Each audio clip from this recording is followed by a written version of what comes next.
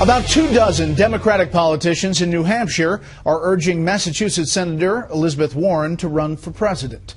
On the Republican side, Governor Scott Walker makes his first swing through South Carolina this weekend. Donald Trump is gearing up again, and Rand Paul is setting the date. Here's Chief Political Correspondent Carl Cameron. Libertarian-leaning Republican U.S. Senator Rand Paul plans to announce his presidential campaign on April 7th in Louisville, then visit the lead-off voting states of Iowa, New Hampshire, and South Carolina. Will you, lovers of liberty, will you rise to the occasion?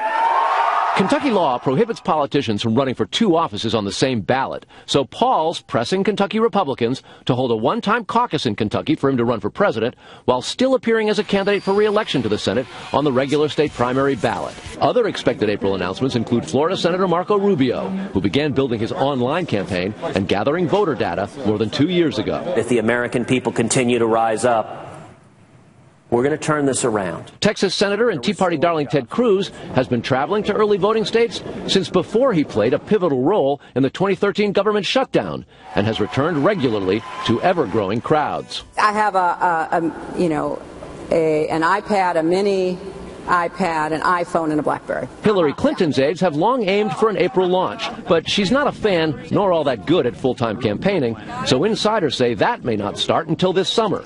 She's picking key personnel across the country, but they're unpaid volunteers for now, which makes responding to the email and foreign donations controversies harder since technically she has no campaign yet. GOP businesswoman Carly Fiorina is emerging as a potent Clinton critic and likely to launch in late April, early May. Should she fall short of the nomination, many view her as a potential vice presidential running mate.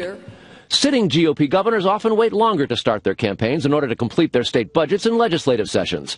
It could keep Wisconsin Governor Scott Walker and others waiting till June. And that could give former Florida Governor Jeb Bush, out of office for years, a big fundraising edge. The great thing is it's an election, not an auction. At the end of the day, the insiders, the donors won't get to pick our nominee. The voters get to decide.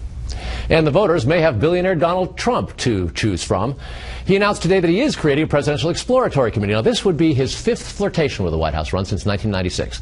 The first 4 times he withdrew right before the deadline for very, very detailed financial disclosures, Bret. We will hear from Donald Trump on Greta on the record in about 45 minutes. You bet. Carl, thanks.